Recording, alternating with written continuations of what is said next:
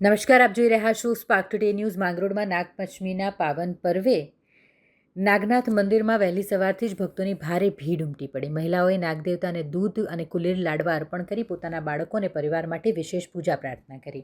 પવિત્ર શ્રાવણ માસના પ્રથમ સોમવારની સાથે યોગાનું યોગ નાગપંચમીનો પવિત્ર તહેવાર પણ છે. આ પાવન દિવસે શહેરમાંથી પ્રાચીન નાગ્યા વિજયા બાપા નાગનાથ મહાદેવ મંદિર સવારથી જ દર્શનાર્થીઓની ભીડ જામી છે, જેમાં ખાસ કરીને મોટી સંખ્યામાં મહિલાઓ દ્વારા નાગદેવતાને દૂધ, કુલેર, અક્ષત, લાડવા, શ્રીફળ સહિત અર્પણ કરી પોતાના બાળકો અને પરિવારમાં સુખ શાંતિ માટે નાગનાથ દેવતાની વિશેષ પૂજા અર્ચના કરી પ્રાર્થના કરી હતી અને નાગપંચમીની ઉજવણી કરી હતી.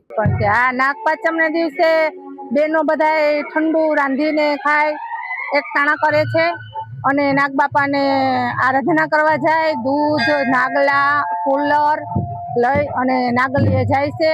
ત્યાં ભગવાન પાસે નાગદેવતા પાસે પ્રાર્થના કરે છે. મારું નામ રાજ્યગુરુ રાજેશ છે. આજે પવિત્ર એવા શ્રાવણ માસ, એમાંય શિવજીનો સોમવાર તથા શિવજીના ગણ એવા નાગદેવતા ને નાગપંચમી છે. અત્રે અહીં નાગદેવતાનું બહુ પ્રાચીન મંદિર છે. એ મંદિરમાં પણ સવારથી ભક્તોની ભીડ એવી ઉમટી છે કે પૂજા, પ્રસાદ અને ધૂપ દીવા આ બધું ચાલુ છે અને માણસો શ્રદ્ધાથી અહીં આવે છે, દર્શન કરે છે, પ્રસાદીનો લાભ લે છે, પોતાની માનતા હોય તો માનતા પૂરી કરે છે.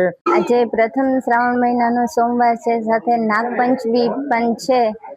આજે અમારે અહીંયા માંગરોળમાં બહુ સરસ મંદિર છે નાગબાપાનું. બાળકોટમાં પ્રાચીન મંદિર છે અને ભક્તો બહુ આવે છે. કુલેર, દૂધ, બધું પિંડલિયું બધું લઈને આવે છે અને સરસ રીતે બધા માણસો ભેગા થાય છે અને નાગબાપાની પૂજા કરે છે.